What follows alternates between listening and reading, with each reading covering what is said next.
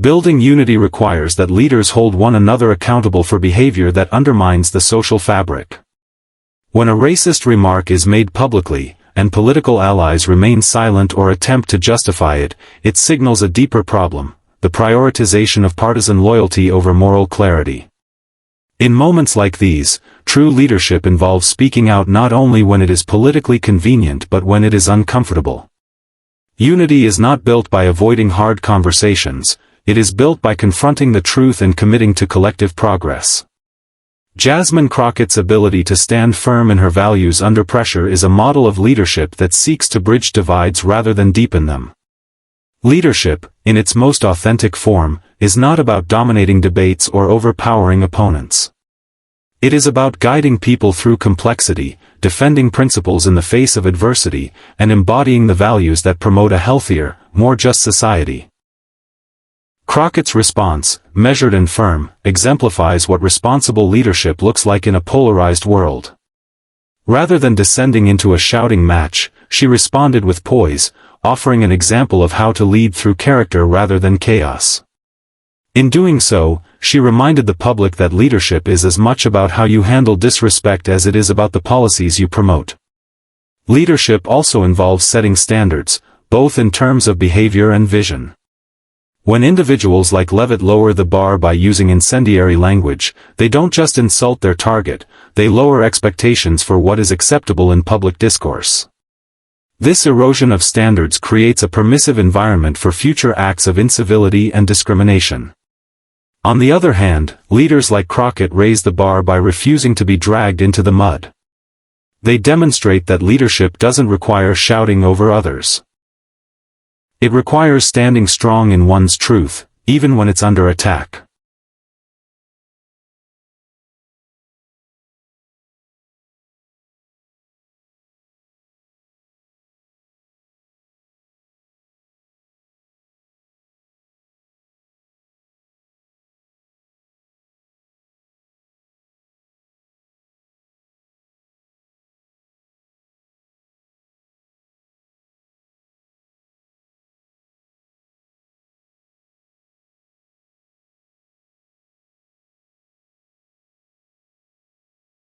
The broader implications for unity, respect, and leadership in the aftermath of the Karoline Leavitt and Jasmine Crockett incident cannot be overstated. What unfolded was not just a moment of conflict between two individuals, but a reflection of the deeper cultural, social, and political fractures that continue to define contemporary American society. In a time where public trust in political institutions is eroding, and polarization is at an all-time high, such incidents expose the urgent need for a re-evaluation of the values we prioritize in our public discourse and the qualities we expect from our leaders. The incident, and Crockett's response to it, presents an opportunity to reflect on how respect, unity, and authentic leadership must be placed at the forefront if America is to heal and progress. In politics, respect should not be considered optional. It is the foundation upon which civil discourse is built. When politicians or political commentators resort to personal insults, especially those laced with racial undertones, they erode the basic norms that allow for functional governance. The insult directed at Jasmine Crockett was not only a personal attack but a public breach of respect for her role as a duly elected official. When respect for elected leaders is undermined based on race or gender, it sends a message to citizens that identity, rather than merit or public service, determines one's place in society. This erodes democratic values and opens the door to normalized discrimination and public cynicism. Respect in leadership does not mean agreement or silence in the face of opposing views. It means recognizing the humanity and legitimacy of others, even when political ideologies differ. When that basic courtesy is denied, it creates an environment in which hostility thrives. Leaders have a responsibility to model respectful disagreement and to foster a climate in which all voices, especially those historically marginalized, can be heard without fear of dehumanization. What happened between Leavitt and Crockett is indicative of what occurs when that responsibility is ignored, discourse degenerates into spectacle, and the focus shifts from substance to scandal. The concept of unity, too, takes a serious hit in moments like this. While unity is often invoked as an ideal, it is not something that emerges organically in an environment dominated by division, dog whistles, and identity-based attacks. Unity must be actively pursued, not merely as a political slogan, but as a commitment to equitable inclusion. When individuals in positions of influence demean others based on race, this moment also served to educate many who may not fully understand the impact of such racist remarks. By addressing the issue directly, Crockett forced the public, and especially those in political and media circles, to confront the reality that racism is still active and often delivered in passive-aggressive or coded ways. She helped unpack the layers of harm behind what some might dismiss as just words. This educational aspect is crucial in a time when so much misinformation and denial surrounds issues of race. Crockett used her platform not only to defend herself but to teach, to inform, and to challenge people to do better. Crockett's response further demonstrated that true leadership is not just about policy positions or partisanship, it's about character. It's about how one handles adversity, especially when the attacks are personal, vicious, and unjust. In that moment, she reminded the nation what dignity looks like. She reminded everyone watching that black women can and do lead with strength, intelligence, and grace, even when faced with the ugliest forms of hate. In choosing to respond with reason over rage, Crockett highlighted the power of restraint and strategy in moments of crisis. She showed that it is possible to call out racism clearly and forcefully without sacrificing one's principles or stooping to the level of the aggressor. This is a critical lesson for all public servants, and indeed, for all citizens navigating a political landscape increasingly defined by division and extremism. Crockett's moment was not just a defense, it was an assertion. It was a declaration that black voices will not be silenced, dismissed, or sent away. It was a message to the nation that the old tactics of intimidation and exclusion no longer work on leaders who know their worth and have the courage to claim it out loud. Her presence, her words, and her poise disrupted the expected narrative and offered a new model for resistance, one grounded in dignity, history, and unshakable confidence.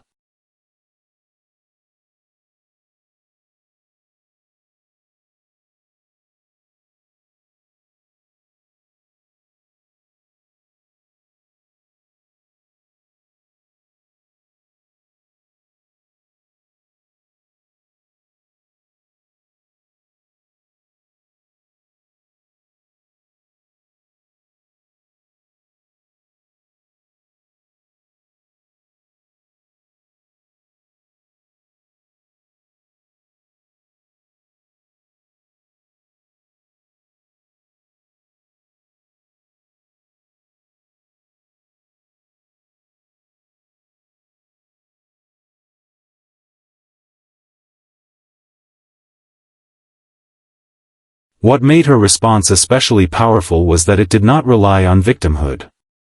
She did not beg for sympathy or demand pity. Instead, she reclaimed her agency. She reminded everyone watching that her presence in Congress is earned, not gifted, that she belongs not because of tokenism, but because of talent, experience, and the will of the people who elected her. Her response served as a reminder that those who attack others based on race often do so from a place of fear and inadequacy. They recognize the power of people like Crockett and attempt to diminish it with cruelty disguised as political commentary. Crockett's handling of the situation also had a profound impact on the public, particularly among younger generations and communities of color. At a time when many feel disillusioned by politics and discouraged by the rise of overt racism in public life, seeing a black woman confront hate with confidence and intelligence was deeply affirming. It was a lesson in self-respect and strategic resistance, showing that you don't have to stoop to the level of your detractors to defeat them. You can win on your own terms, with your values intact and your head held high. Her response also exposed the weakness in Leavitt's position. While Leavitt may have aimed to provoke or distract, she ended up revealing a reliance on outdated and offensive tactics that have no place in serious political debate. In contrast, Crockett showed that progress isn't made by shouting the loudest or striking the deepest insult, but by staying focused, informed, and rooted in integrity. She redirected attention back to the real issues that matter: policy, representation, and justice, making it clear that she would not be derailed by ignorance. In a broader sense, Crockett's response fits into a long tradition of black women in American history who have challenged power structures not just through resistance, but through grace and brilliance. From Sojourner Truth and Ida B. Wells to Shirley Chisholm and Barbara Jordan, black women have long had to confront racism while proving their worth in spaces designed to exclude them. Crockett's moment is a continuation of that legacy. Jasmine Crockett's poised and powerful response to the racially charged insult from Karoline Leavitt marked a pivotal moment in American political discourse. In the face of an inflammatory and deeply offensive remark, reportedly telling her to go back to Africa, Crockett chose not to respond with anger or outrage, but with clarity, composure, and strength. Her reaction revealed a mastery of emotional control and rhetorical skill, reflecting the resilience that many black leaders have had to develop in a system where racism is often thinly veiled as political disagreement. This moment was not just a rebuttal, it was a powerful declaration that dignity and intellect can overcome ignorance and hate. Crockett's response resonated widely because it defied expectations. In situations like this, the person who has been targeted is often expected to either lash out in return or quietly absorb the insult. Both options are traps. Either be portrayed as the angry black woman stereotype or as someone who lacks the courage to stand up for herself. Crockett refused to play either role. Instead, she stood her ground with precision and purpose. She didn't merely defend herself, she elevated the conversation, turning what was meant to be a dehumanizing attack into an opportunity to expose the ugliness of racism and the weakness of those who use it as a political tool. Her words were carefully chosen, not just to address the immediate insult, but to highlight the deeper issues at play. She contextualized the comment historically, linking it to centuries of racial exclusion and coded language used to strip black Americans of their legitimacy and belonging. In doing so, Crockett wasn't just speaking for herself, she was channeling the voices of countless individuals who have endured similar attacks, whether in politics, in the workplace, or in everyday life. Her response was both personal and collective. An individual standing tall, but also representing a much broader community that has too often been told they don't belong in their own country. Crockett's ability to remain composed under pressure is no small feat. Responding with grace in the face of blatant racism requires immense emotional intelligence and control. It also takes a deep understanding of the political consequences of every word uttered. As a black, the use of such language also undermines the credibility and professionalism of political discourse.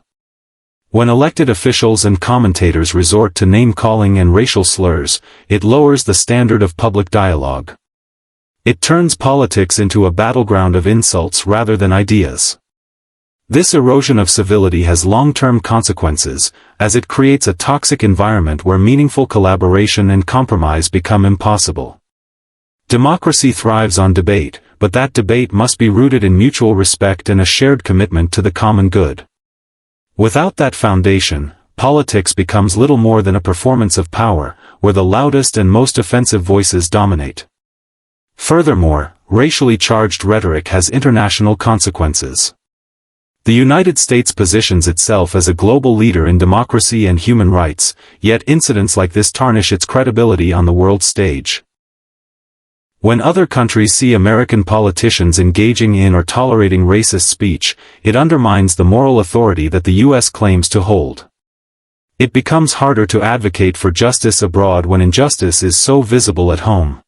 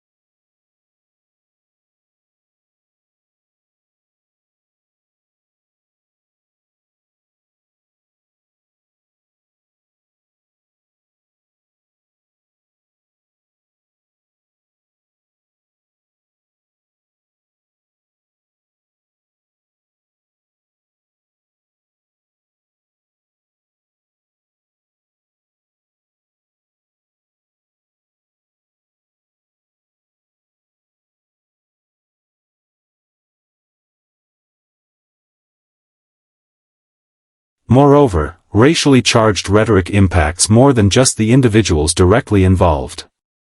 It sends a chilling message to communities of color across the country, that no matter how high you rise, you will still be subject to racism. For young people, especially those aspiring to enter public service or leadership roles, seeing a black congresswoman publicly demeaned can be deeply discouraging. It reinforces the notion that they, too, will have to work twice as hard to receive half the respect. This has a demoralizing effect that stifles diversity and representation in government and beyond. In a country that prides itself on being a melting pot of cultures, ethnicities, and backgrounds, the persistence of racially charged rhetoric in politics is a contradiction we cannot afford to ignore. It speaks to the unfinished work of racial justice and the urgent need for accountability. Political leaders have a responsibility not just to refrain from such language themselves, but to call it out when they see it. Silence in the face of racism is complicity. When politicians fail to denounce racially offensive remarks from their allies, they are sending a clear message about whose voices they value and whose they are willing to discard. There is also a psychological toll that racially charged rhetoric takes on individuals and communities. Studies have shown that exposure to racism, whether direct or vicarious, can lead to increased stress, anxiety, and feelings of isolation. For Black Americans, hearing a public figure say, "Go back to Africa," is not just offensive, it is traumatic. It taps into generations of pain, exclusion, and struggle. It reminds them that, even in 2025, they are still fighting for the right to be seen, heard, and respected as full citizens.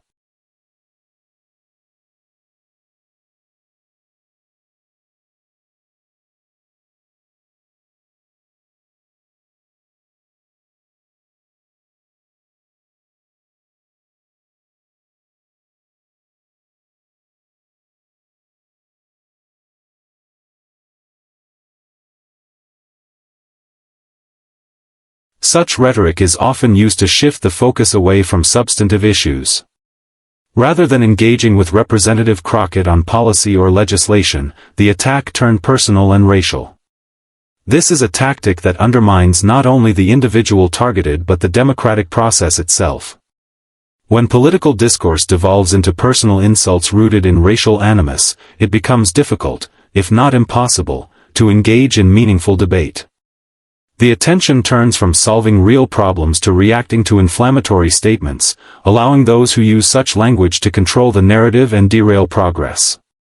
Racially charged rhetoric also has the effect of normalizing hate. When these kinds of comments are made on national platforms and are not immediately and unequivocally condemned, they send a message to the public, that it is acceptable to demean others based on their race, that it is okay to question someone's Americanness simply because of the color of their skin. Over time, repeated exposure to such language desensitizes the public, making it easier for even more extreme rhetoric to enter the mainstream. This normalization is dangerous because it creates an environment where racism can flourish under the guise of political discourse. The media also plays a significant role in how racially charged rhetoric is perceived and perpetuated. Sensational headlines and viral soundbites often prioritize drama over context, reducing serious issues to clickbait. When Leavitt's comments spread across news platforms and social media, it sparked outrage, but it also became a spectacle. In many cases, the coverage focused more on the shock value of the insult than on the historical and social context that makes such language so harmful. This shallow treatment prevents deeper understanding and allows the cycle to repeat.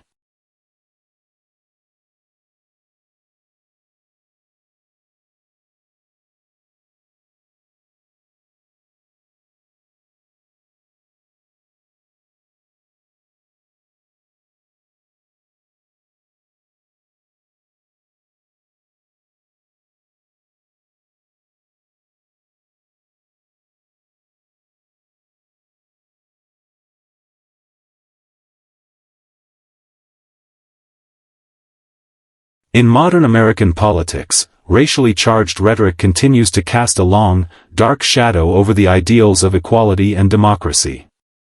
The incident involving Karoline Leavitt and Congresswoman Jasmine Crockett is not just a singular moment of insult, it is a reflection of a deeper, systemic issue that continues to fester beneath the surface of our national discourse. When Leavitt, a political commentator and Trump loyalist, reportedly told Crockett to go back to Africa, it sent shockwaves through the media, not just because of its offensive content, but because it laid bare a truth that many in America already know too well. Racism is still deeply embedded in political language, and it is often weaponized to undermine, belittle, and silence voices of color. This phrase, "go back to Africa," is not new. It has been hurled at Black Americans for generations. It is rooted in a long history of exclusion, a way of asserting that no matter how accomplished, educated, or patriotic a Black person may be, they are still perceived by some as not truly American. That phrase carries the weight of centuries of systemic racism, from slavery and Jim Crow to redlining and voter suppression. In modern political settings, using such language, whether explicitly or through coded speech, is a deliberate tactic to inflame, divide, and distract. What makes this especially dangerous in today's political climate is that such statements often go unchecked or are even celebrated by certain factions as expressions of free speech or anti-wokeness. The use of racially charged rhetoric is not accidental, it is strategic. Politicians and media personalities understand the power of words, particularly when those words play into the fears or prejudices of their base. When public figures resort to language that taps into racial resentment, they are not simply being provocative, they are reinforcing harmful narratives that have real-world consequences. In this case, Karoline Leavitt's insult did more than offend, it invoked a legacy of marginalization that many Black Americans continue to experience in their daily lives. It served to delegitimize a sitting Congresswoman by reducing her identity to something foreign, un-American, and undeserving of respect.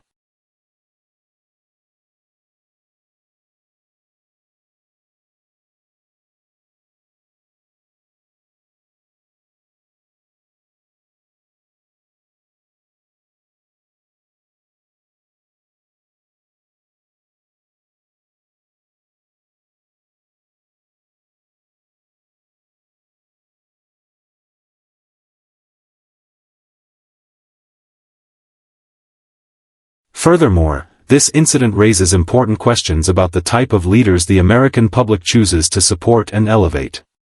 Do we reward those who speak with integrity and uplift others, or those who rely on divisiveness and fear? Do we hold our leaders to a higher standard, or do we allow spectacle and controversy to distract from the essential responsibilities of governance? The answers to these questions will shape not just the next election cycle, but the trajectory of the nation's political culture for years to come. If unity, respect, and leadership are to prevail, the public must play an active role in demanding and defending those values at every level of civic life. Another implication of this moment is its impact on future generations. Young people watching this unfold are not only learning how politics works, they are also absorbing lessons about how to treat others, how to handle conflict, and how to stand up for what is right. When they see a leader like Jasmine Crockett respond with calm strength and unwavering dignity, they are given a model of leadership that transcends partisanship. They learn that leadership is not about who can deliver the harshest insult, but who can remain grounded and focused when it matters most. In the broader societal context, the conversation sparked by this incident has implications for how communities engage with one another. The toxic rhetoric on display does not remain confined to TV screens or political forums, it seeps into everyday interactions, into classrooms, into workplaces, into online conversations. When leaders disrespect each other so openly, it gives tacit permission for everyday citizens to mirror that behavior.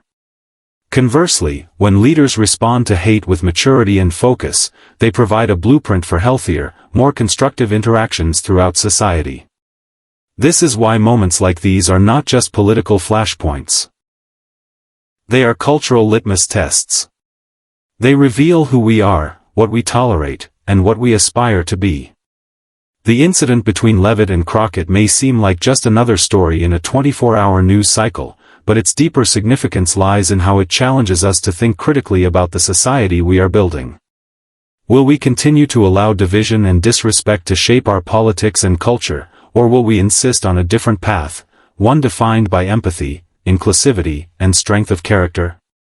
The broader implications of this incident, then, stretch far beyond one exchange. They reach into every conversation about who belongs in America, what leadership should look like, and how we can begin to rebuild a fractured nation.